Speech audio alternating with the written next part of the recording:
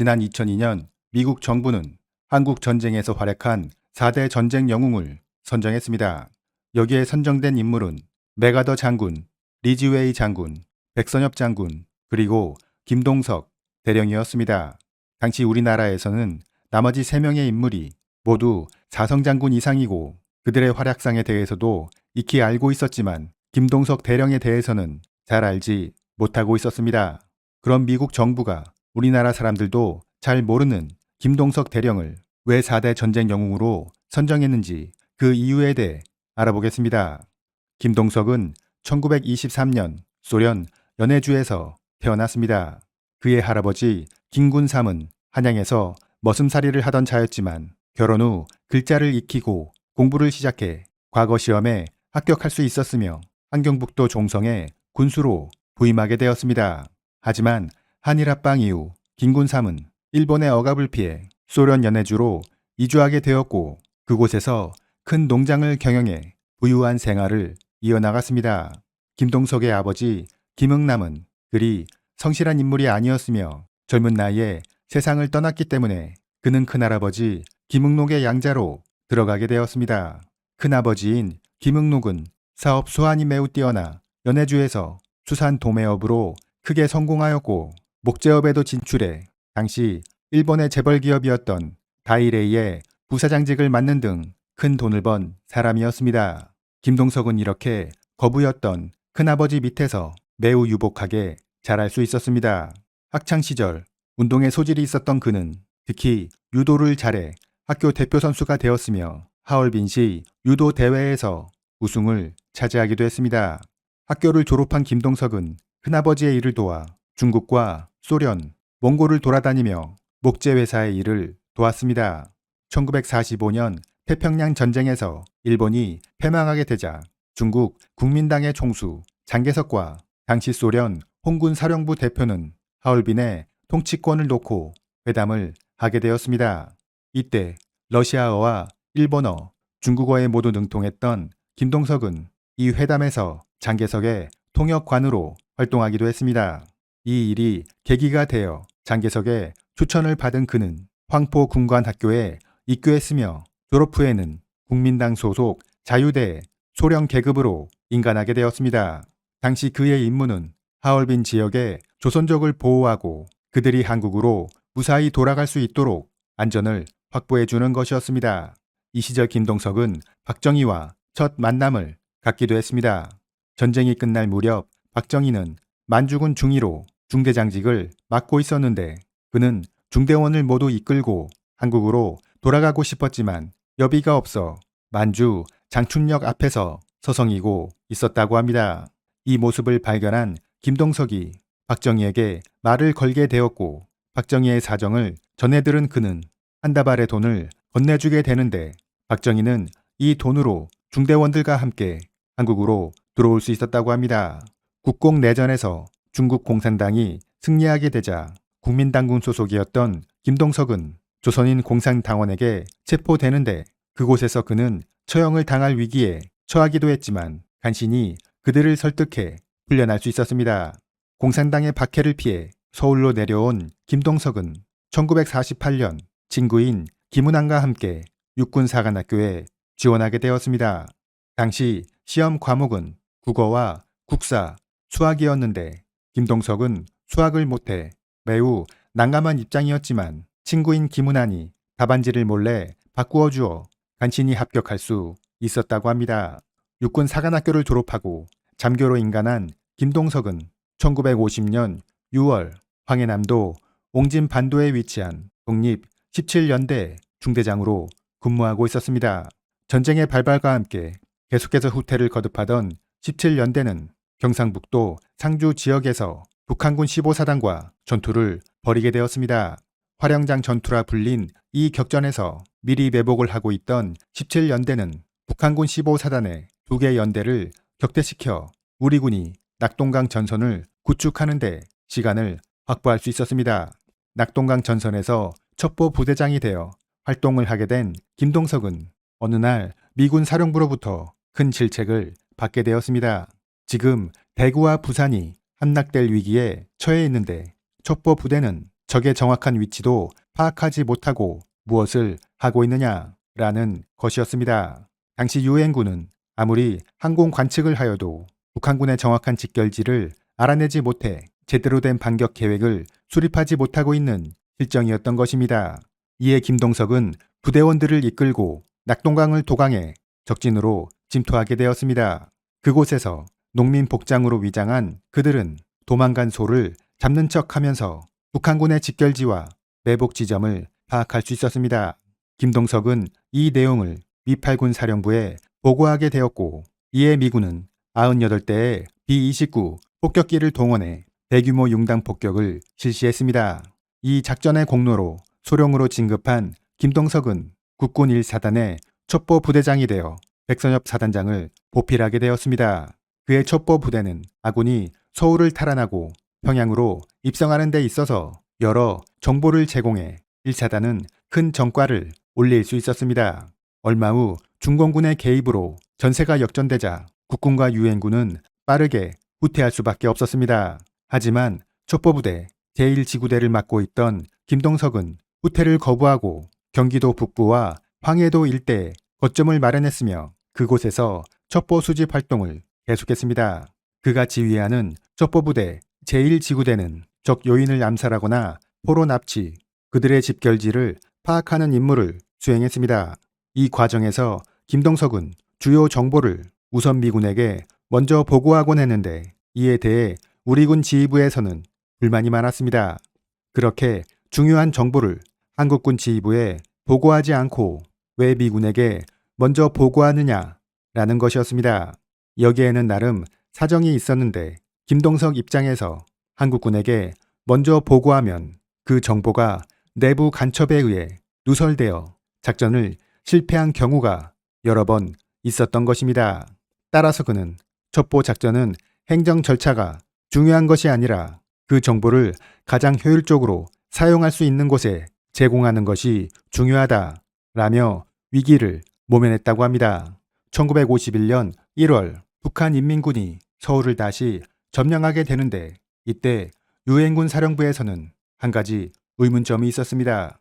인민군의 모습은 서울에서 확인할 수 있었지만 20만 명에 달하는 중공군은 갑자기 사라져 그 위치를 알 수 없게 된 것입니다. 적의 위치를 알 수 없어 작전계획 수립에 차질이 있었던 유엔군 사령부는 김동석의 제1지구대에 중공군의 위치를 파악하라는 임무를 하달하게 됩니다. 이에 경기도 파주로 잠입한 부대원들은 여성 첩보원의 미인계로 중공군 장교를 포섭하게 되었고 그를 통해 중공군의 위치와 상황을 파악하게 되었습니다. 첩보에 따르면 중공군은 각자 5일간의 식량만을 지급받고 전선에 투입되었는데 식량이 떨어지게 되면서 상당수가 영양실조로 탈진해 있고 방한복도 부족해 모두 추위에 떨며 전투 의지를 상실한 상황이었습니다. 이에 남욱군으로 위장한 첩보원들이 중공군 부대를 염탐했는데 그들은 야음을 이용해 동료 병사들의 시체를 매장하며 부대를 재정비하고 있었습니다. 김동석이 이러한 정보를 유엔군 사령부에 보고하자 얼마 후 폭격기들이 날아와 중공군의 집결지를 맹공격했습니다. 그리고 중공군이 더 이상 공격을 지속하기 어렵다고 판단한 미군은 그대로 반격을 개시해 서울을 다시 탈환할 수 있었습니다. 1952년 김동석은 동해안에 위치한 첩보부대 제36 지구대장으로 발령받게 되었습니다. 당시 유엔군은 막강한 해군력으로 한반도의 거의 모든 섬을 점령하고 있었는데 김동석의 부대는 원산 앞바다에 위치한 웅도에 근거지를 마련하고 활발한 침투 작전을 전개하고 있었습니다. 당시 북한군은 소련으로부터 제공받은 기뢰를 원산 앞바다에 부설했는데 적 기뢰 부대는 위치를 정확히 알 수 없는 해안 동굴을 활용하고 있어 미 해군은 큰 어려움을 겪고 있었습니다. 적 기뢰 부대의 위치를 파악하라는 임무를 부여받은 제36지구대는 은밀히 원산으로 침투하게 되었고 그곳에서 기뢰를 저장하고 있는 동굴들의 정확한 위치를 확인하게 되었습니다. 이 정보는 동해에 대기하고 있던 미군 함대에 전달되었고 이후 미군의 집중 함포 사격에 대부분의 동굴이 파괴되었습니다. 김동석의 첩보로 큰 전과를 올리게 된 미 해군은 그를 함정에 초대해 감사의 뜻을 전하기도 했습니다. 전쟁이 끝난 이후인 1954년, 이때도 김동석의 부대는 수차례 북한에 침투하며 활발한 첩보 활동을 벌이고 있었습니다. 당시 그의 부대는 우리 군 첩보사에 길이 남을 큰 전과를 올리게 되는데, 그것은 북한군 제17사단의 부사단장 이영희 대자를 체포해 납치해 온 것입니다. 첩보부대는 1954년 2월 8일 인민군 창군 기념일에 그들의 경계가 느슨해졌을 것이라 판단하고 보트를 이용해 침투 작전을 개시했습니다. 이때 트럭 한 대가 지나가고 있어 첩보원들은 위협 사격을 가해 그들을 체포했는데, 그곳에 부사단장 이영희가 타고 있었던 것입니다. 생포된 이영희는 미 8군에 넘겨져 조사를 받았지만 특별한 정보를 제공하지 않았으며 끝까지 전향을 하지 않은 것으로 알려져 있습니다. 이렇게 첩보부대의 활약이 이어지자 북한군은 원산 인근 주민들을 해안에서 2km 후방으로 소개시키기까지 했습니다. 1950년대 김동석이 지휘하는 제36지구대는 북한군 50명과 민간인 250명을 생포해 남한으로 귀환시켰으며 북한 어선 30여 척을 납포하기도 했습니다. 훗날 미 8군 사령관 클라크 장군은 한국전쟁 당시 한국군 첩보부대에 활약이 없었다면 동부휴전선은 지금보다 훨씬 남쪽에 설정되었을 것이라고 회고했습니다. 1961년 5.16 군사정변이 발생했습니다. 이에 군사혁명위원회는 군 내부의 부패 세력에 대한 조사를 진행하게 되는데, 여기에 김동석 대령의 이름이 오르게 되었습니다. 여기에 대해 김동석은 첩보부대의 특성상 미군이나 한국군으로부터 고액의 활동 자금을 받아왔는데, 그 쓰임새에 대해 정확한 기록을 남기지 않았다는 이유로 부패 세력으로 몰리게 되었다고 항변했습니다. 결국 박정희 의장은 김동석을 예편하도록 조치했습니다. 사실 박정희는 오 사단장 시절 김동석으로부터 여러 도움을 받은 적이 있었기 때문에 그를 처벌하지 않고 단순히 예편시키는 것으로 사건을 마무리 지었던 것입니다. 김동석 대령이 전역한 이후 박정희는 그에게 전화를 걸어 어떤 자리를 맡고 싶냐고 물었다고 합니다. 이에 그는 강원도 지역에서 계속 살고 싶다고 하여 박정희는 그에게 삼척 군수 자리를 맡기게 되었습니다. 김동석이 군수로 있던 시절 삼척은 반드시 이루어야 할 수건 사업이 있었는데, 그것은 바로 50천의 수로를 변경하는 것이었습니다. 그동안 삼척은 비가 조금만 와도 물난리를 자주 겪는 지형이었는데, 이에 대한 대책으로 군 남쪽에 위치한 남산을 절개해 수로를 직선으로 변경하면 홍수 예방에 큰 도움이 될 것으로 예측되었습니다. 이 수로 변경 사업은 일제시대부터 지속적으로 추진되어 왔으나 정부 예산이 부족하다는 이유로 실행되지 못하고 있는 실정이었습니다. 김동석은 자신의 재임 시기에 이 사업을 반드시 추진시키기로 결정하고 박정희 대통령에게 자세한 브리핑을 해 정부의 승인을 받아낼 수 있었습니다. 그리고 여기에 소요되는 예산은 민간 기업에서 들여오기로 했습니다. 사실 절개지의 남산은 석회석으로 이루어졌는데 동양 시멘트 회사에 이 석회석에 광업권을 주고 대신 수로 변경 사업에 소요되는 자금은 동양 시멘트에서 부담하는 것이었습니다. 이렇게 해서 1962년 김동석의 재임 기간에 50전로 수로 변경 사업이 시작되었고 9년 후에 공사를 마치게 되면서 삼척군은 24만 평의 새로운 택지를 조성했으며 이곳을 삼척 발전의 교두보로 삼을 수 있었습니다. 1968년 동해안에 큰 태풍이 발생해 명태잡이어선 200여 척이 큰 피해를 입는 사건이 발생했습니다. 박정희 대통령은 김동석에게 특별한 대책이 있는지 묻게 되는데 그는 3개월 안에 어선 200척을 만들어 내년 명태잡이철에는 정상어업이 가능하게 하겠다고 주장했습니다.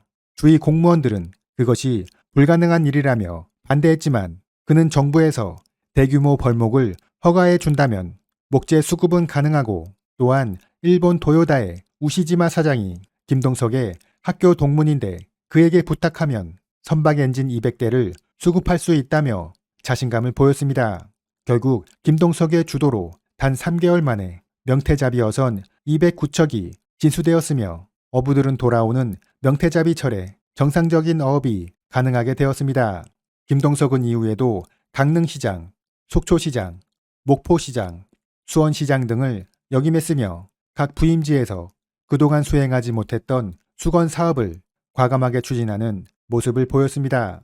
이렇게 김동석이 여러 사업을 추진하자 감사기관에서는 그가 개인적으로 부정을 저지르는 것으로 파악하고 직위해제를 시키기도 했는데 이후 중앙인사위원회는 사건을 재조사하여 그에게 무혐의 결정을 내리기도 했습니다. 김동석은 1980년 이북 오도청의 함경북도 도지사를 역임했으며 이후에도 대한유도회 부회장, 88올림픽 선수 인솔단장을 지내기도 했습니다. 지난 2002년 미 육군 2사단은 미국 정부를 대신해 김동석에게 전쟁 영웅 칭호를 수여했으며 사단 내 전쟁 박물관에 김동석 영웅실을 따로 마련하기도 했습니다. 그는 이 자리에서 이렇게 연설했습니다. 오늘날 많은 사람들은 전쟁의 위협이 사라졌다고 생각합니다. 하지만 제가 아는 공산주의자는 예나 지금이나 변함이 없습니다. 이러한 때일수록 한미 간의 공동 방위 태세가 그 어느 때보다 중요하며 이렇게 굳건한 동맹 체계가 있기에 우리 국민들은 이 땅에서 자유를 누리고 살아갈 수 있음을 반드시 알아야겠습니다. 그는 6.25 전쟁 기간과 전쟁 이후인 1950년대 첩보부대를 지휘하며 수많은 작전을 성공시켜 을지무공 훈장과 미국 동성 훈장 등 우리나라와 미국 정부로부터 총 18개의 훈장을 수여받는 등 우리나라 국토 방위에 큰 기여를 했으며 이후에는 군수와 여러 시장직을 역임하면서 지역사회 수건 사업을 과감하게 추진한 인물이기도 합니다. 참고로 그는 가수 진미령의 아버지이기도 합니다. 진미령은 어린 시절 바쁘신 아버지를 자주 만나지 못해 섭섭한 마음이 있기도 했지만 훗날 그의 수많은 업적을 확인하고는 아버지가 매우 자랑스럽게 여겨졌다고 진술하기도 했습니다. 평생 청렴 결백한 생활로 노후에 별다른 재산이 없었던 김동석은 2009년 향년 85세의 나이로 세상을 떠났습니다. 이상으로 6.25 전쟁 4대 영웅이었던 김동석 대령이었습니다.